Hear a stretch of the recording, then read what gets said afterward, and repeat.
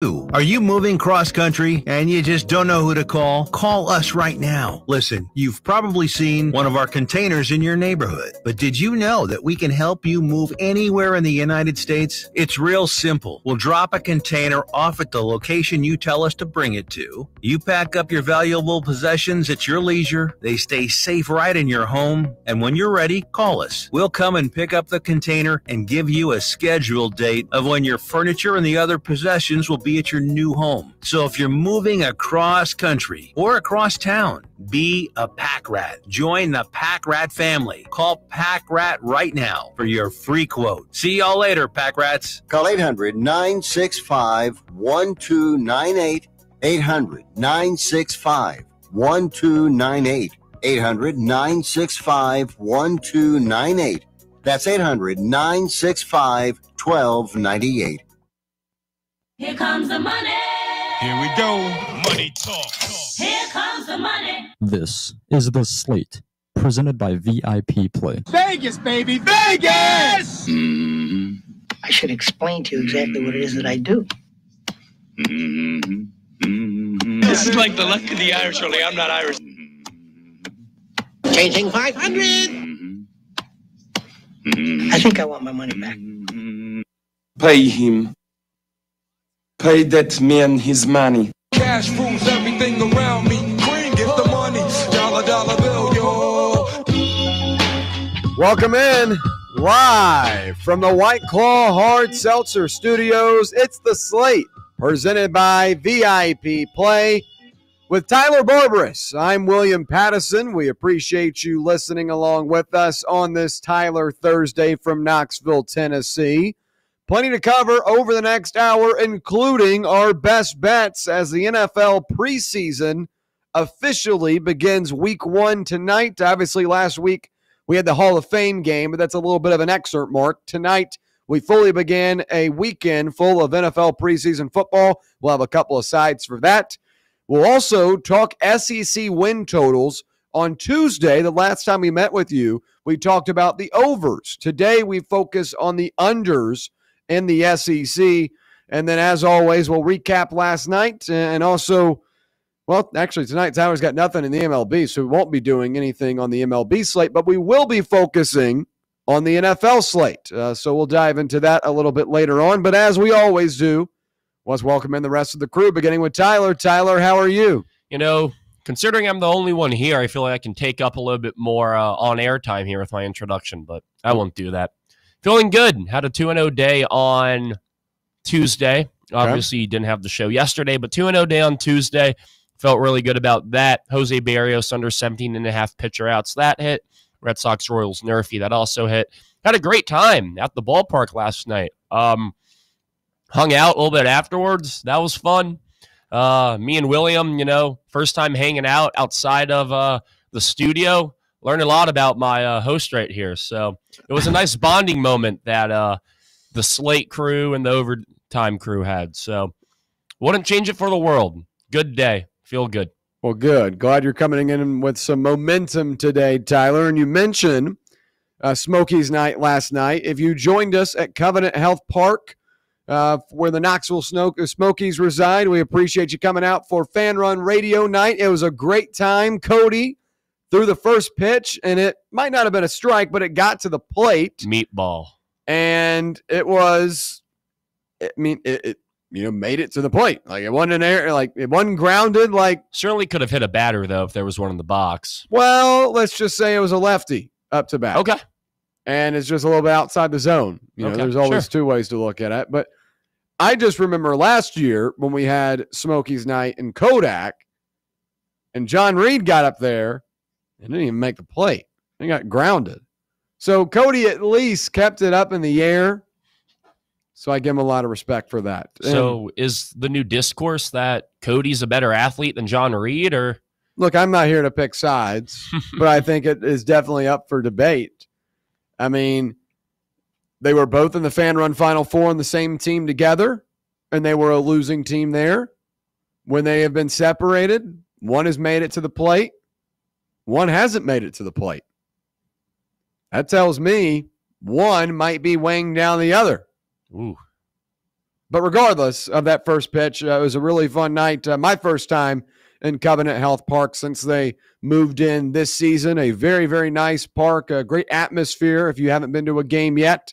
Got a couple of homestands, 3 of them in particular remaining for this season. So go check them out. Blake Burke was playing last night for Biloxi, and it was really cool to see him play. A VFL, a guy that was a big part of that championship team for the Tennessee Volunteers 2 seasons ago, and getting to see him kind of back in, might not be his home ballpark, but at least an area that he is familiar with. It was cool seeing him. Got a good round of applause.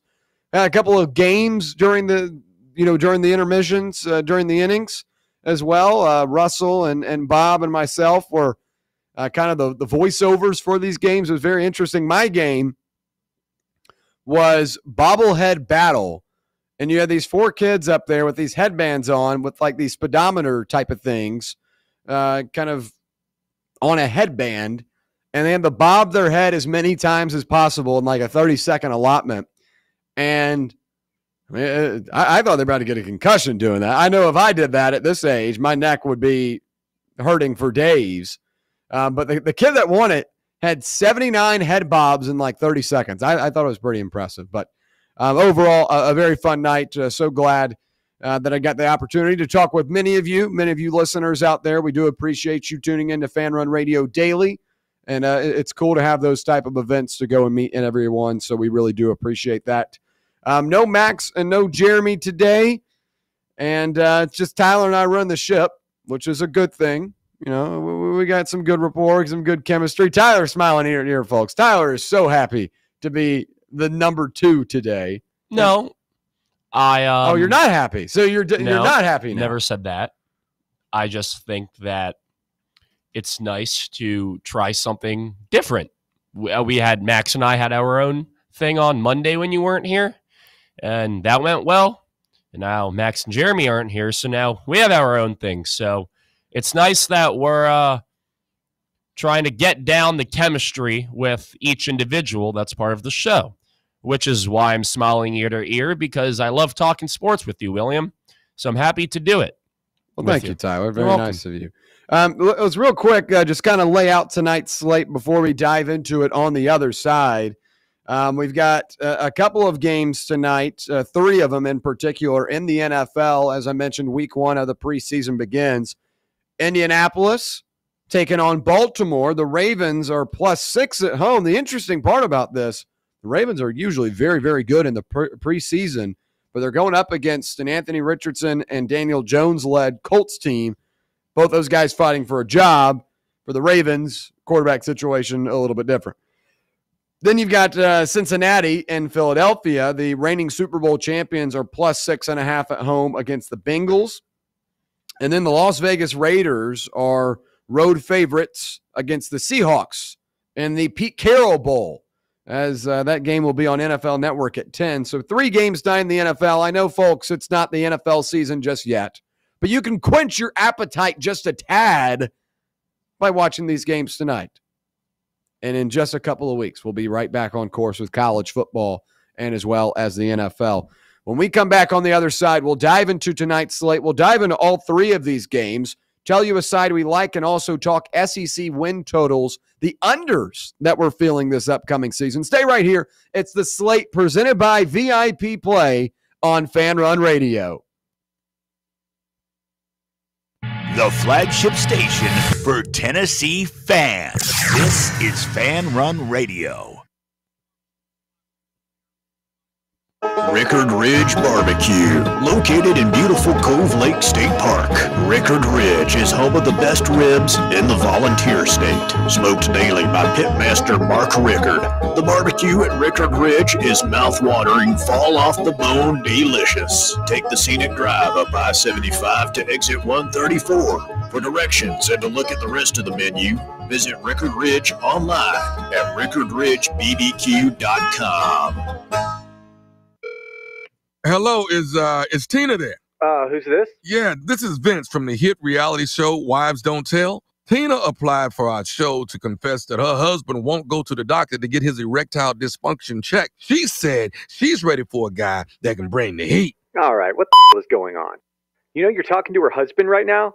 Tina! Well, she wrote the application that her man's performance is questionable. She's basically married to a coffee table. She also said, we live within driving distance to Men's Pro Knoxville, but he's too scared to get a blood test. Oh my, she is done. She is so done. Gotcha, Mike. It's Nephew Tommy. Ain't no reality show. It's a prank. Men's Pro Knoxville is the real deal, fellas. Local experts, test results in minutes. Call 865-544-8220 or hit men'sproKnoxville.com before your lady books a new co-star. Men's Pro Knoxville, making it happen. A brand built in Tennessee and born from the love of the game, Inward Half revolutionizes golfing comfort. Crafted by a former pro and dedicated enthusiast just like you, our luxury performance wear guarantees you stay cool and comfortable through every swing and every day. We're not just a brand. We've set out to create a lifestyle for those who understand that impeccable style and premium performance are a hole-in-one.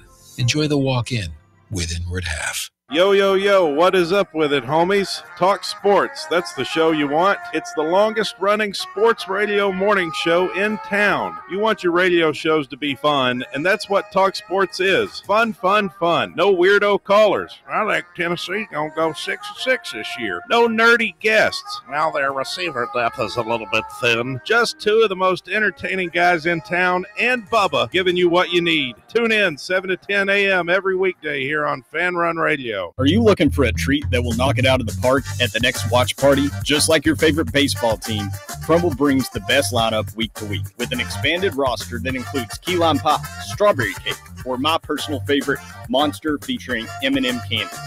Let Crumble treat you to the best cookies in the game. Download the Crumble app and start earning rewards. You can even vote monthly on what flavors you would like to see at any store of your choice. Warmer weather is here, so get to the ballpark, but don't miss the cookies. Presidents to represent me. I'm out for presidents to represent me. I'm out for presidents to represent me. I'm out for presidents to represent me.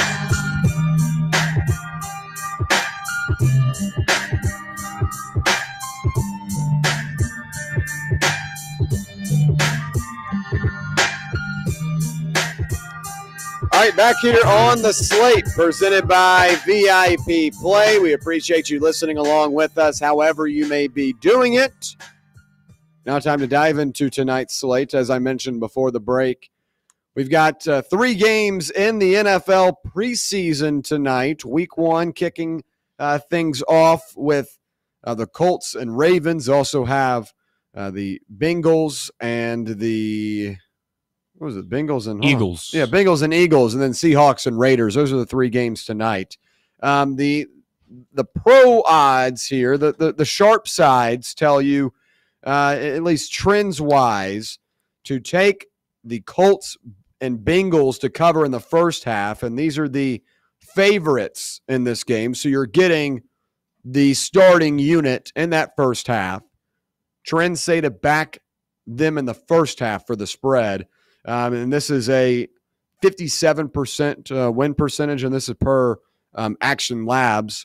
So if you want the pro pick, the sharp side here, what the betting trends would back up, you look at Colts to cover the first half, the Bengals to cover the first half as well. I always like putting those out there because, my friends at Action Network do a great job of putting out strong trends and good analysis, but I look at a lot of their models that they have, their system models, and you have a couple of options tonight. But we'll begin with the Colts and Ravens, a lot more familiar in Tyler's territory. And this is a big matchup because Anthony Richardson and Daniel Jones fighting for relevancy in the NFL, trying to start on a team this season. One of them will not be a starter in week 1, which will be different from what has been, at least so far, Anthony Richardson's young career, what it's been like heading into a season. And for Daniel Jones, it'll be different than what he's had in New York before he was exiled not too long ago. But Tyler, obviously this is a Ravens team you're very familiar with. What are the Ravens looking like tonight? Why do you believe that they are 6.5-point dogs at home? Yeah, this is a Ravens team that a majority of their best players are seasoned vets. And that's more on the defensive side. You're not going to play Marlon Humphrey. You're not playing Jair. You're not playing Kyle Hamilton. You're not playing Roquan Smith. This defensive unit just isn't going to have the star power that you would normally not expect in a preseason game. But I think the reason the spread is so high is mainly because there are two cemented NFL quarterbacks, I guess, and some cemented might be the wrong word, established maybe. Anthony Richardson and Daniel Jones. Don't know who's going to get which half. I don't know if, one just might get the first quarter, the other might get the second quarter, but that's probably, in my opinion, the main reason. And even though the Ravens have a lot of very, very good preseason history going on, like I think it was a 17-0 streak dating back to, I think, 2018 one year, and that got snapped, I think, last preseason or the preseason before that. This is a Ravens team that is just very well coached. Eric DeCosta does a great job at always finding UDFAs that don't get drafted.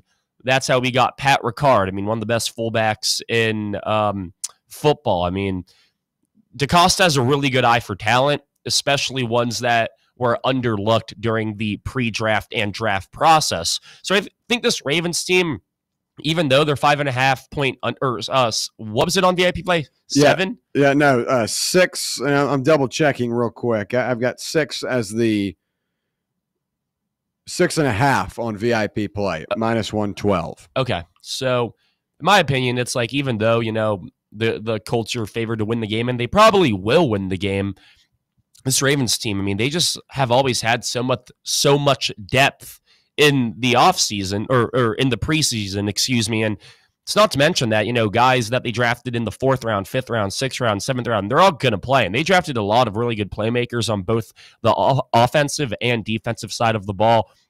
One player that I wonder if he gets any reps is edge rusher Mike Green, who was a projected top 15, top 20 draft pick. Yep. I expect him to play a little bit. Don't expect the Colts to have their starting offensive line out there. Maybe they'll have a couple pieces out there, but I think Mike Green is a guy that can definitely play home wrecker a little bit in that backfield.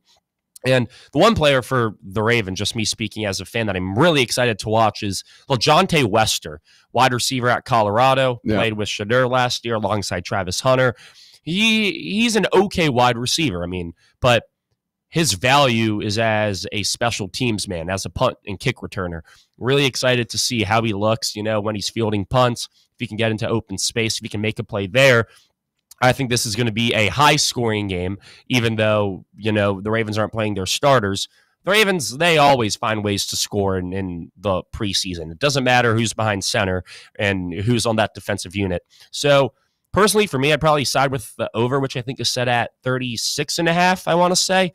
37 right now on VIP play. I'd confidently go with the over. I can see a game in the low 20s for each team. I'd probably side with the over. And then the first half Colts spread, I do expect Indianapolis to look pretty fluid on offense. However, I mean, Cooper Rush could be the quarterback for the Ravens today, and he's a savvy NFL vet too, who has a lot of starting experience in Dallas, and now he's in Baltimore. This is a guy that the Ravens gave out $8 million to be a backup quarterback, and he'll get his opportunity tonight, as well as Devin Leary, second-year player.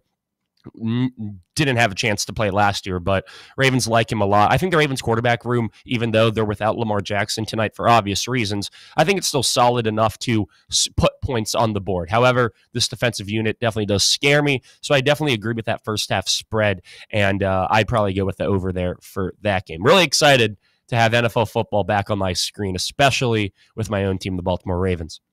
Yeah, well, I mean, again, take it with a grain of salt. It is NFL football, but a little bit of an asterisk next to it. Obviously, being the NFL preseason. Look, so my bet for this game will be Colts first half. The trends back it up, but I also like this situation because of the way these two teams are approaching tonight. Jim Harbaugh has always been a guy. John Harbaugh, I should say. John Harbaugh has always been a guy that kind of plays his starters closer to the season, like week 2, week 3 of the preseason. Ramp them up. For the Colts, you're seeing Richardson and Jones tonight. So those guys are going to play, and you're going to have an NFL starting level quarterback for a majority of this game.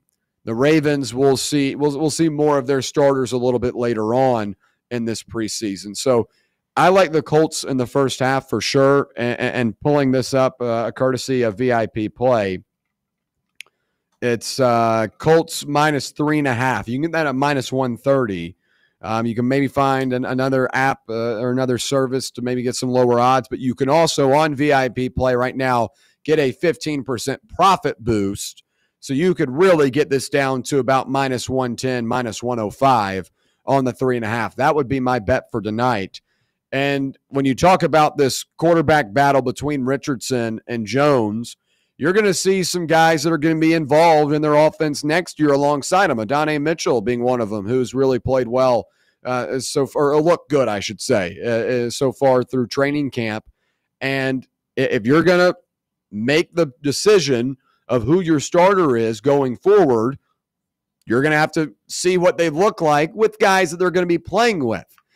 So I know the Ravens are usually pretty good in the preseason, but I'm going to side with the Colts here tonight at the minus 3.5. I don't love the 6.5 on the total, or I guess for the full game. But, maybe if you want to play the whole game, you go Colts there, knowing that you're going to have an NFL starting level quarterback for 2 halves of football. But I'm more confident with the 3.5, both analysis-wise and also what the trends are telling you. So that's our selection in that game, Colts-Ravens. I go the 3.5. So does Tyler.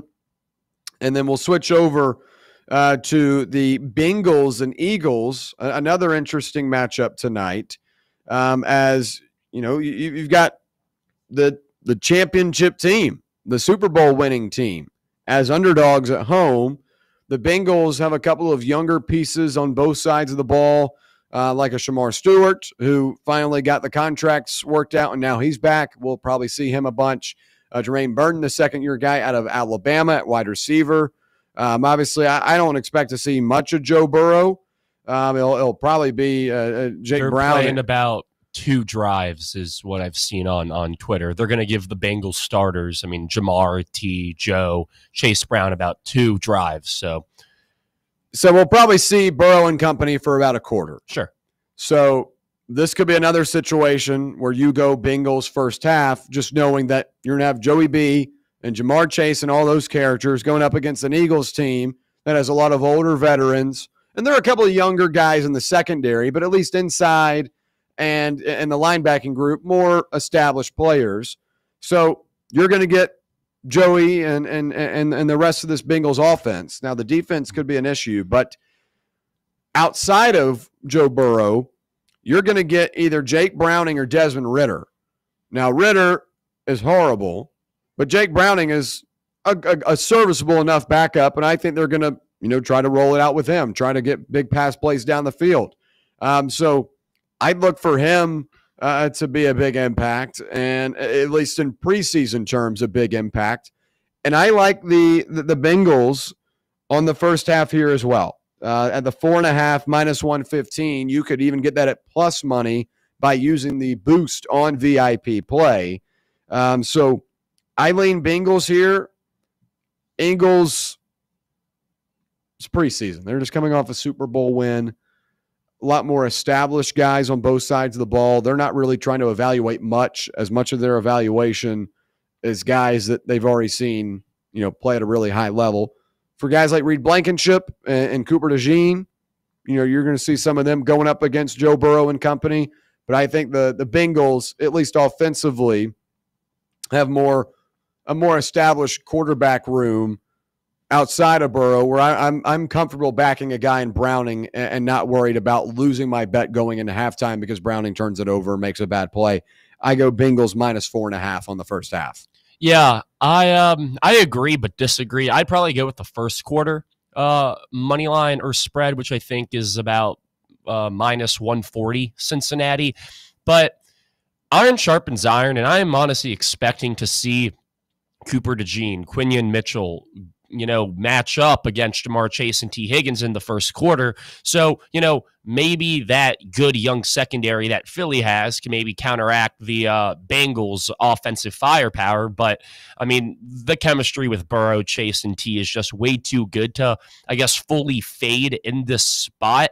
And also, Nick Sirianni was pretty omniscient when he was talking about, who he was going to play or not today. He didn't really give a comment on it, whereas Zach Taylor said the goal is for, his starters to play a full quarter. But he'll said, we'll see how it goes. We'll see how the game unfolds. But I'm probably leaning here more with the first quarter money line, because when you look at the remainder of the game, depth matters in preseason 100%. But is the Bengals' depth better than the Eagles' depth? And I'm talking about third and fourth string guys, especially on the defensive end. You look at this full Eagles defense, and I'm not talking about preseason. I'm talking about their actual solidified defensive roster. And their secondary players, their second stringers, those guys would probably start on the Bengals defensive team. Some of them would. Well, yeah. You can make an argument that Nakobe Dean would be the best linebacker for Cincinnati. You can make a lot of conversation there with that. I obviously don't know about how much the Eagles fully, stocked up in the draft defensively, but I know they had a lot of picks. You're going to see a lot of those guys. And I mean, quite frankly, I think coaching matters too. I mean, Zach Taylor is an okay coach. He's not a winning coach though. And I know it's preseason, but it's these things, roll over from the following year. This was an Eagles team that didn't lose a game besides one. They ended the season 16-1 after going 2-2. You know what I mean? So this is a team that looks the same on paper. Their depth is arguably, if not the same as last year, they arguably could be better. And you're going to get leaps from DeJean and Mitchell, who I expect to play the first two drives. But outside of that, for the final three quarters, it's who do you trust more, Super Bowl winning champion or Super Bowl winner Tanner McKee, or Jake Browning, who has 6 career starts under his belt and had, I think, one good game, and Desmond Ridder, who was just a complete flop.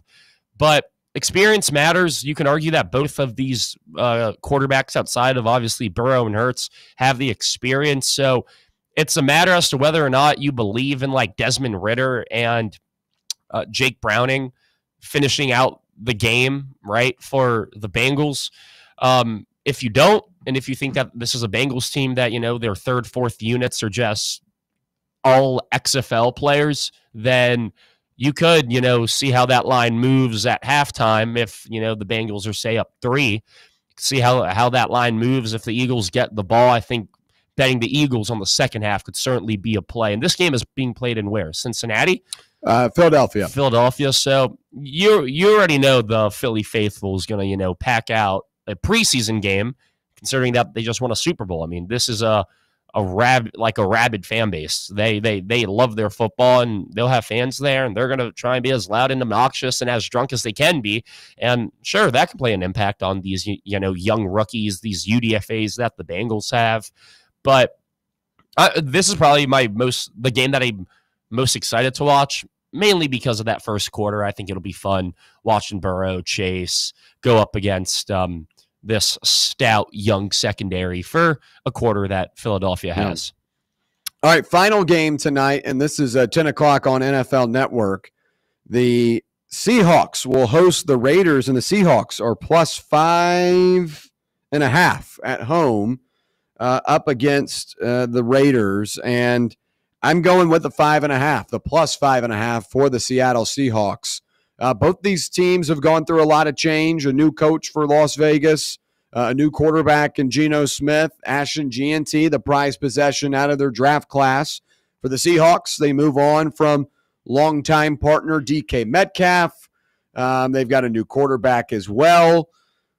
But this is one of these games where you're not going to get a ton from those starting groups, and you're going to have to kind of go into the depths of what these teams look like. Backup quarterback for the Raiders, Aiden O'Connell. Backup quarterback for the Seahawks, Drew Lock. I'll favor Drew Lock. The rookie quarterbacks for each team, Cam Miller for the Raiders, Jalen Milroe for the Seahawks. I'll favor the Seahawks there as well.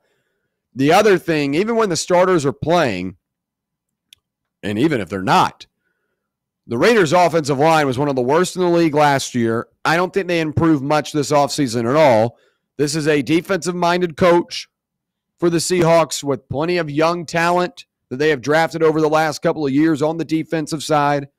And I think it's going to be very difficult for the Raiders to have much success in day one of this Pete Carroll regime. I think Ashton Jeanty is a great player. I don't predict him to have much success this season because of the offensive line situation. And in a game like this where you've got to go into the catacombs of your offensive line, I really don't like it. Give me Seattle at home plus the 5.5 here. I'm not overthinking it.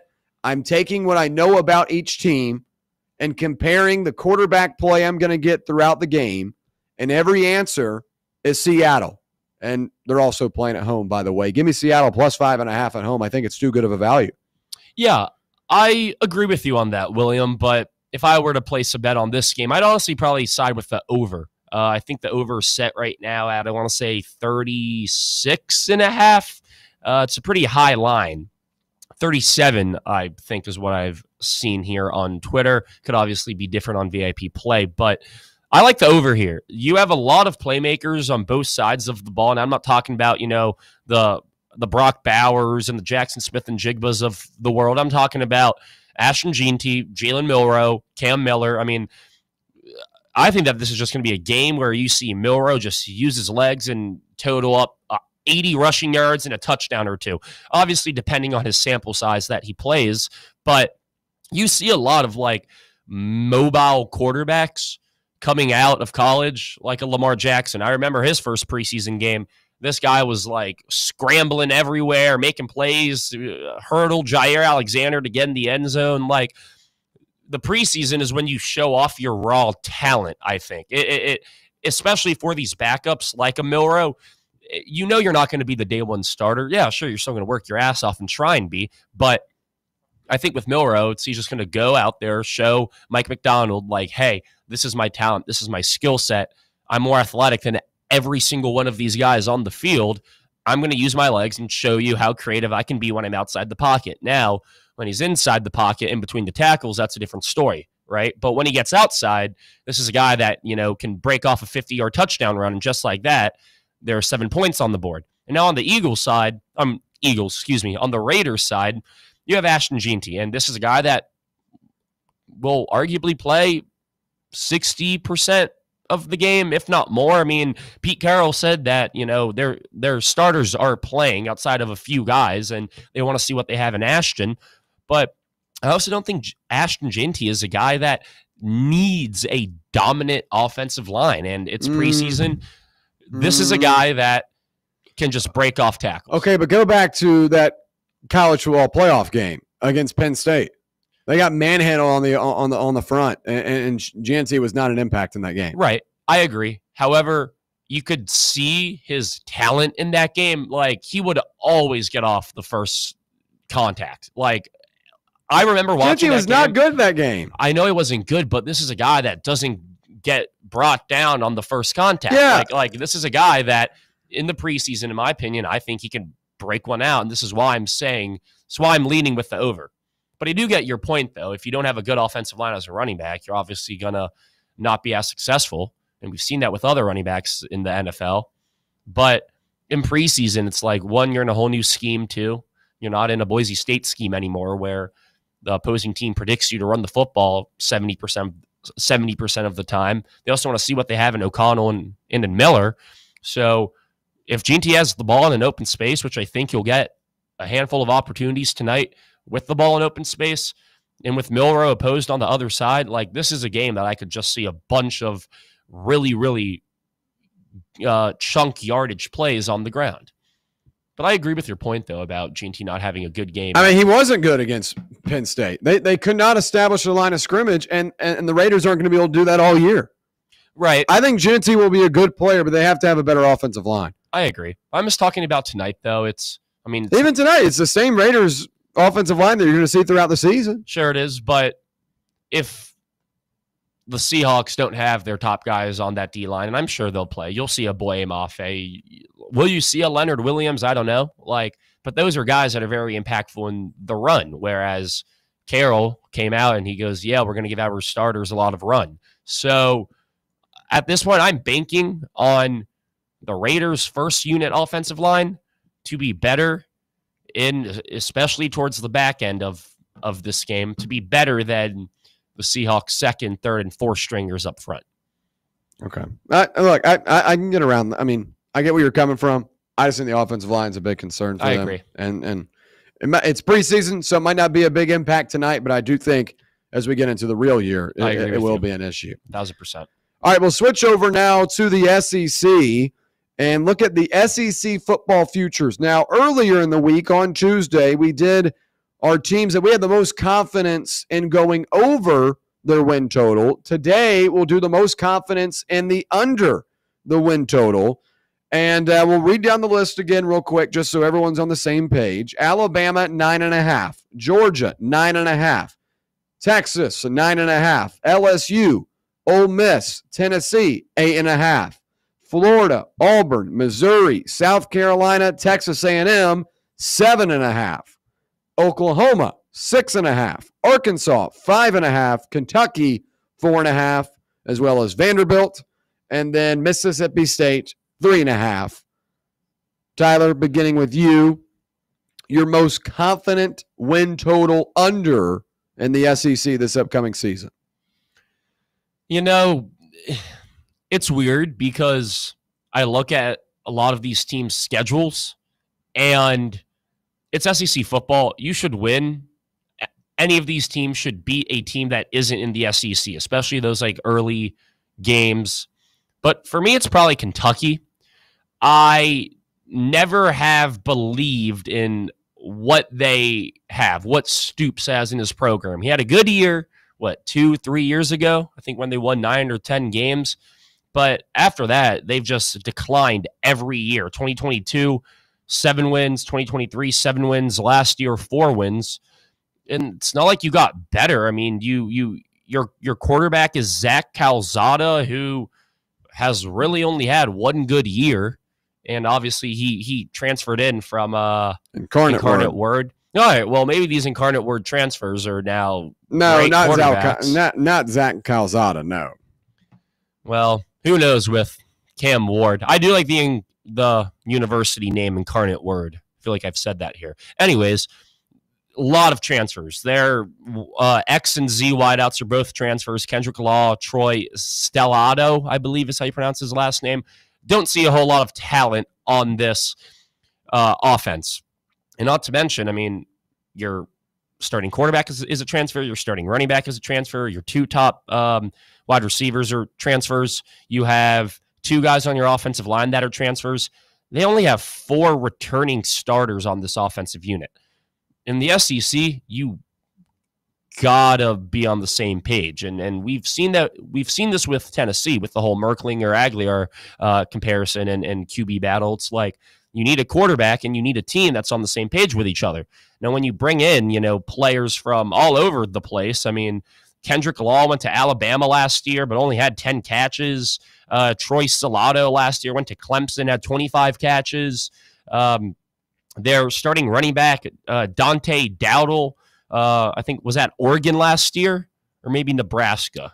I don't know Dante Dowdle off the top of my head, but he was a running back, and I'm looking here at OurLads.com because I'm looking at this depth chart. It says Nebraska/Oregon. So he went to both schools. Don't know which one he played for last year, but 143 attempts last year, 614 yards. And then your quarterback is also a transfer that was playing at a low ND1.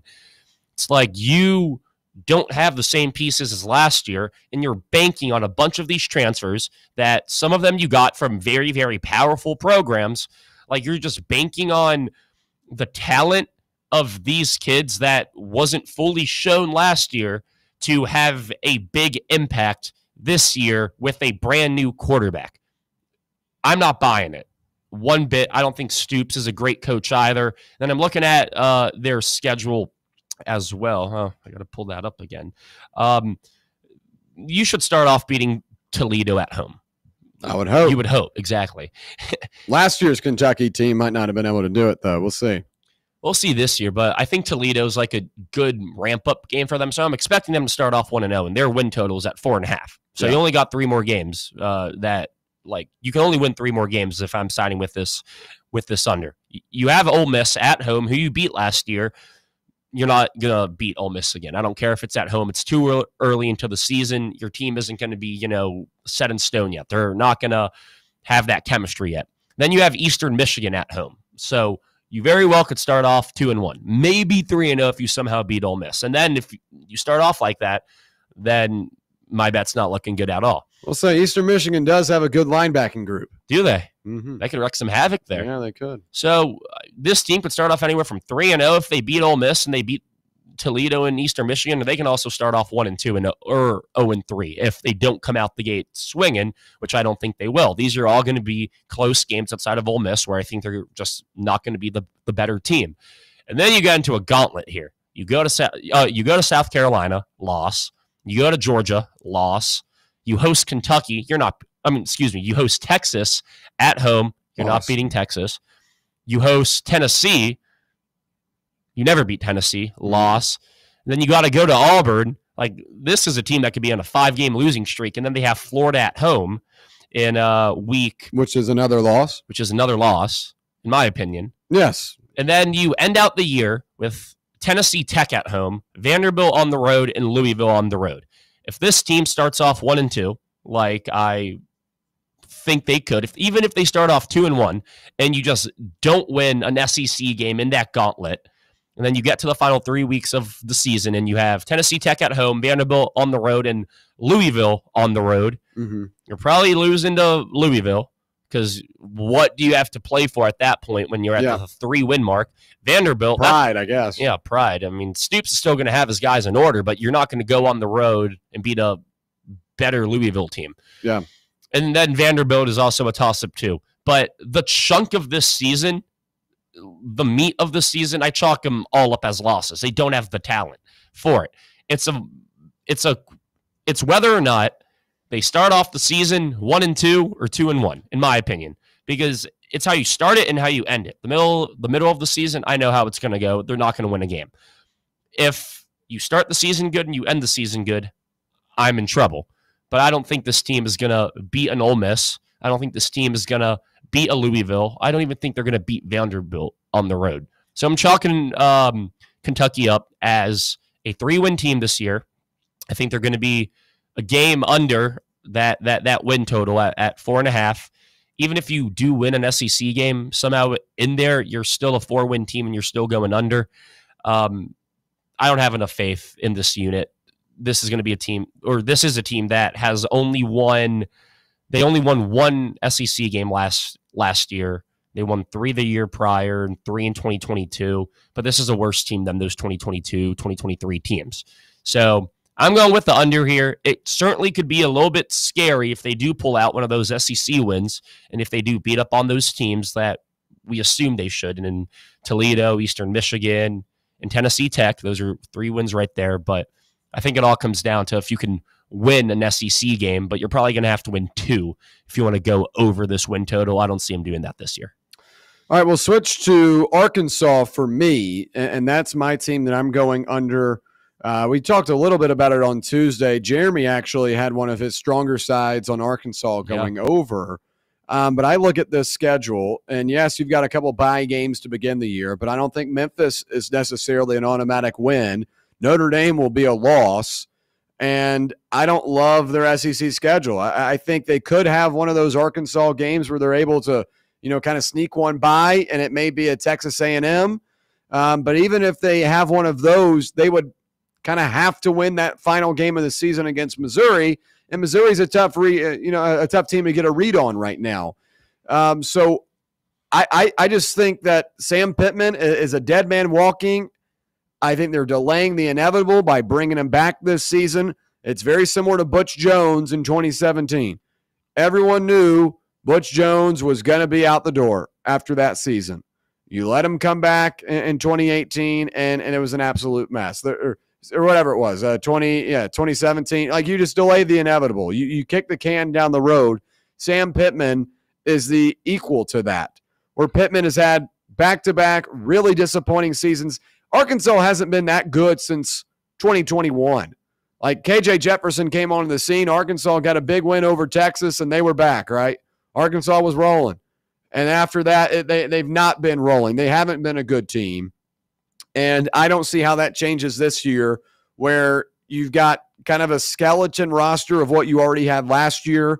You lose a couple of really key pieces defensively. I like Taylon Green at quarterback. I think they've got a solid running back tandem as well.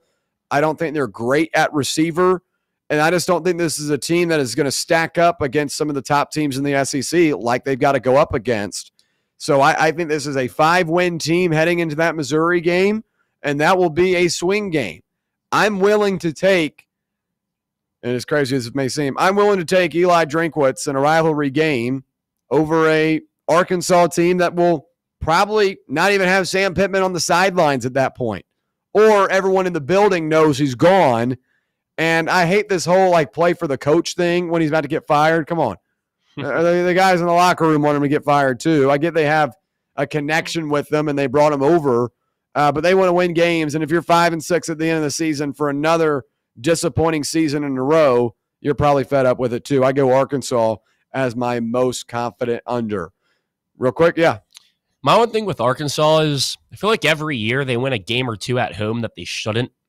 And history just somehow keeps on repeating itself with this Arkansas team. And, I mean, they should start off 2-0. They play Alabama A&M and Arkansas State, both at home. But that Memphis game, I think, is probably the biggest swing in their over-under. Because you lose that game, you're 2-2, and then you got to go play Notre Dame, which is at home. You got to come to Tennessee. You host A&M. Like, their home games are honestly quite favorable, I want to say. They're playing their toughest ones at home against middle of the pack to more top end SEC teams, I think, like A&M, that's at home. Auburn, that's at home. Like, they could squeak out one of those They wins. could squeak out one of those, but I was giving them one too. They're not winning both of those. Right. And I'm still giving them one. And then you got 5 wins heading in the final game of the season. I'm willing to go on the underside. Sure. There. When we come back, we'll give our best bets of the night. Stay right here. It's the Slate presented by VIP Play on Fan Run Radio. Follow us on Twitter or X or whatever the they're calling it these days at Fox Sports Knox. Fox Sports Knoxville. Fan Radio. Hey Knoxville, Surfside iced tea and vodka made with real brewed tea is only 100 calories, 2 grams of sugar with no bubbles and no troubles. That's right, 0 carbonation, so it's easy to sip and enjoy. Headed to a game day or party at a friend's house? Bring an iced tea or lemonade variety pack from Surfside or try their green tea and new raspberry tea vodka. Find the can with the sunset stripes this season. Surfside iced tea and vodka, sold at bars, restaurants, and stores near you. Surfside iced tea and vodka, sunshine in a can. Must be 21 or older. Enjoy responsibly. Located in Knoxville's historic Old City, Barley's offers great food, live music, the best draft beer selection in town, and now your new favorite place to watch sports. Their indoor projector is perfect for any weather, and they've revamped their upstairs area with more TVs to take in all of the action. Their menu features hand-battered chicken tenders, juicy burgers, fresh salads, and the tastiest pizza in Knoxville. You can enjoy their happy hour drink specials daily from open until 6 p.m. Barley's Tap Room and Pizzeria. Is your smile ready for the spotlight? Hi, I'm Dr. Jacob Wilco, and at Knoxville Smiles, we make every visit a reason to smile. From routine cleanings to dazzling cosmetic treatments, our experienced team uses the latest technology to keep your teeth healthy and your smile bright.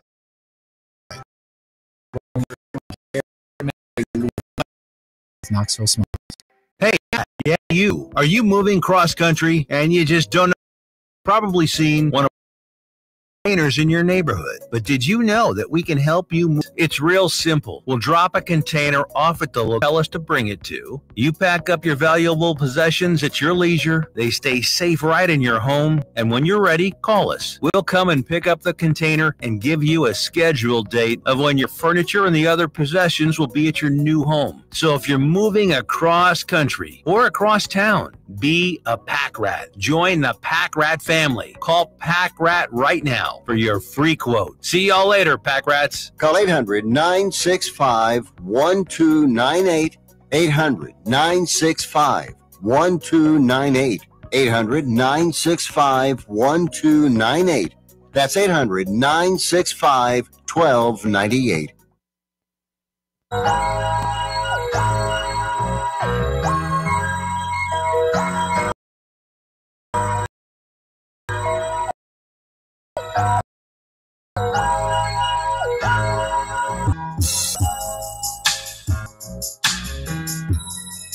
All right, back here on the Slate, presented by VIP Play. We appreciate you hanging out with us, however you may be doing it. The free Fan Run Radio app, 105.7 FM, 1340 AM, or on the X/YouTube live stream, how you may be doing it. We do appreciate it.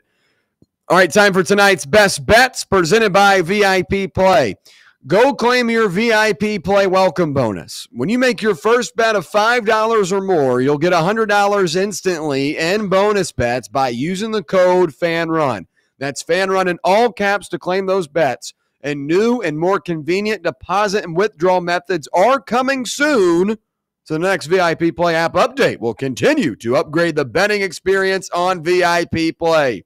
Gambling problem, call 1-800-889-9789. Must be 21 years or older and located in Tennessee to bet. Let's get into the best bets. Colts minus 3.5 first half. Bengals minus 3.5 first half. Seahawks full game plus 5.5. My three plays. We discussed them earlier. If you want to get in on the action tonight in the NFL preseason, that's the best I've got. Tyler, real quick, what do you got? Yeah, I'm probably siding here with the over 37.5 in the Raiders-Seahawks game. This line is very high. I think you're going to see a lot of big plays downfield. You're going to see Milroe use his legs, Gene T use his legs, get after it. And then you also like the Bengals first quarter money line. You could dabble in a little spread there, like a minus 1.5 if you think, it'll be like a 10-7 or a 7-3 if you're comfortable with one of those first quarter outcomes. Certainly worth the sprinkle there if you want to get better value than the minus 140. And I'll probably lean with the Colts full game spread. I want to say the 6.5 more than the first half spread. I think that the Ravens are going to come out. You'll see Cooper Rush get, playmakers the ball, and I think that'll have an impact on the first half. Second half, I think you'll start to see the Colts run away with it a little bit more. Daniel Jones comes in the game. You'll see Tyler Warren get some more reps. So I'm probably siding more with the full game, minus 6.5 for Indianapolis than he would the first half. All right, those are our best bets of the night. Stay right here on Fan Run Radio for overtime coming up next, right here on Fan Run Radio. You're locked onto Fan Run Radio, 105.7 FM, 1340 AM, and online at fanrunradio.com.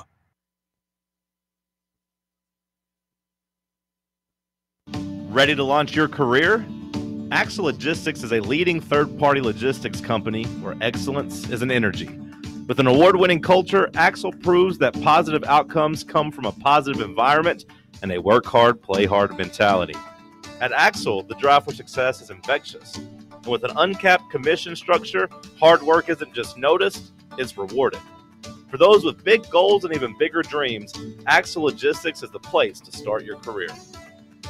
Ever been the coach who realized the team's gear just wasn't up to par? Well, if I'm being honest, that was me. Just a downright irresponsible and plain bad coach. Then, SM Athletics changed the game. I want you to picture this. I walk into their store, a coach with a vision. SM Athletics didn't just see a coach. They saw a team's potential, and they delivered custom uniforms so striking. Our team's spirit soared.